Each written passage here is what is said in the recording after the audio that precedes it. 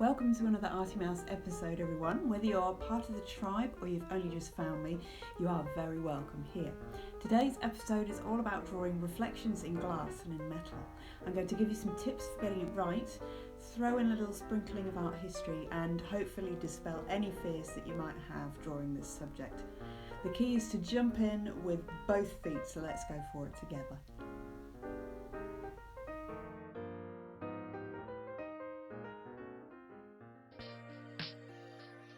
Painting reflections is all about looking. You can't just see the glass or metal in front of you. You have to really look at the differences in colours and tones. And guess what? I'm going to say it again. Draw what you see, not what you think you see. It's really important to believe in what you see, no matter how strange it looks, and copy it as accurately as possible. Photorealism was an art movement in the 1960s and 70s in America. It was a reaction to the abstract expressionists who thought that realistic painting was irrelevant in the advent of the invention of photography. They reacted by painting complicated images with immense skill. Artists such as Ralph Goings and Richard Estes often painted diners and large shop windows, as well as the cars of the time, paying special attention to the reflections and the surfaces they saw. The style continues now, often referred to as hyperrealism. Charles Bell is known for painting children's toys, and Ron Mueck makes unnerving sculptures.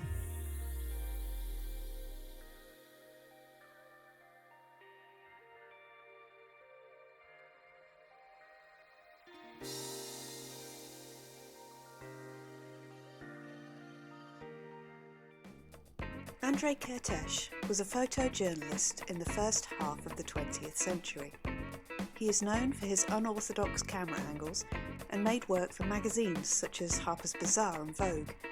His distortion series was made in the 1930s, using bent mirrors to change people's perception of the female form. He was not well recognised in his time, but he was clearly influenced by the Dada movement of the same era. His work is quiet and intimate, having a strong bond with his subjects, looking for an emotional impact over technique. The direction of your mark making can also make a difference. Follow the contours of your object in order to flesh it out. Always pay attention to what your pencil is doing. It not only matters that the tone is right, but also the quality of the marks made. Keep your pencil sharp.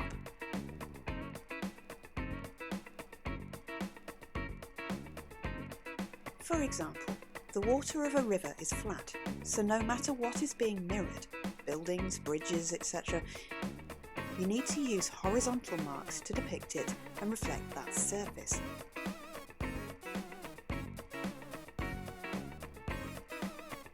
The trick is to think two-dimensionally and just transfer the tones and shapes. You aren't drawing a person reflected in the water, you're drawing the shape you see in the water. Try to detach the thought of complicated things being drawn and think in terms of the planes of colour and shape. The perspective of the object and the perspective of the reflection is different, and that reflection will also be distorted, so don't boggle your brain trying to work it out, just go with it and trust what's in front of you.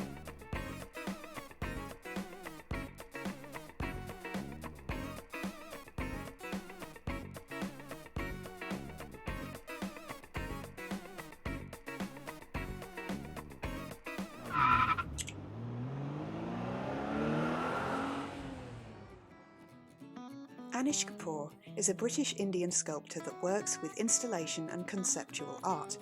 In 1995, he began working with large-scale reflective surfaces, which distort and manipulate the space. It is impossible to be a passive observer when standing next to his work. It's like an epic version of the Hall of Mirrors in Fairground. It distorts your shape and distorts everything around you in a fascinating way, blurring the lines between architecture and art. He's completed a number of public commissions that anyone can go and see.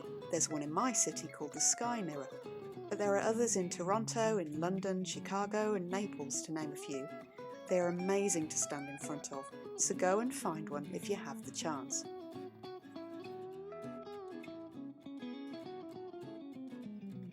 Strong light can make a better drawing. You'll get sharper lines, chinks of brightness, and a more interesting reflection. Use an angled light or torch to achieve the effect you want. Experiment with height and direction. Think also about the principle of emission. An eraser is a very useful tool when drawing reflection. You can work back into your drawing with it in order to find strong points of light, giving them crisp edges. Think about the pencils you're using too. It will help to have different levels of B pencils so that you can really differentiate your tones. Contrasting tones are very important in this kind of work. It will all make sense and fit together when you have a whole image completed, as long as you pay attention to being true to what you see. It's like a jigsaw of lights and darks. Don't try and understand the shapes you're seeing, just put the puzzle together. It's a mirror, but remember, it's never a mirror image.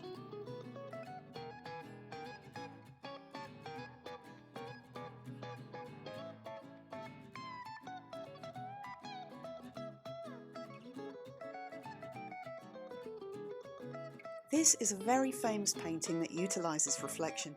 The more you look at it, the more you see.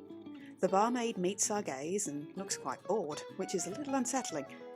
But have you ever looked closely at the reflection? It's all wrong.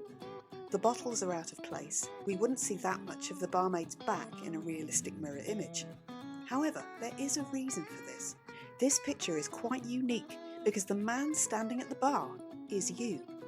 It puts you into the picture, makes you part of an evening at the Folies Bergère. And have you ever noticed the trapeze artist in this picture? Bonus points if you can find her.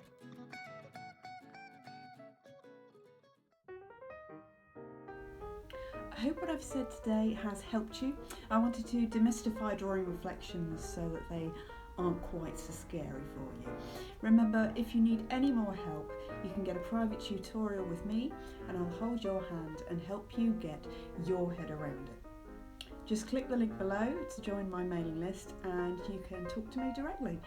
Add any comments below if you've got any drawing tips for our community that might work for you, or join the Facebook group Arty Mouse Art Tutorials. I'm also on Instagram at ArtyMouse76 and I love seeing your work and helping you with it. So come and join the Arty Mouse tribe and you'll be very welcome. See you soon.